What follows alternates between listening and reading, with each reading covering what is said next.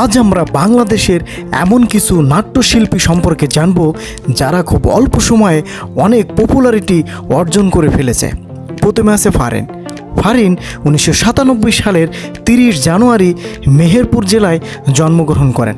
তার বর্তমান বয়স হচ্ছে 26 বছর এবং তার উচ্চতা হচ্ছে 5 ফিট 5 ইঞ্চি।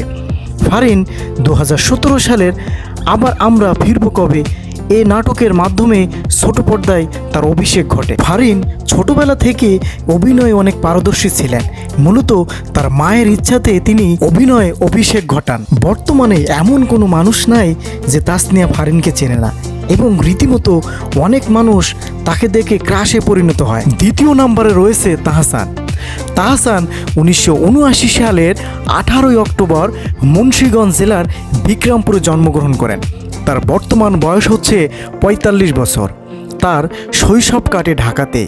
তাহসান একেধারে সঙ্গীত শিল্পী, সুরকার এবং গীতিকার।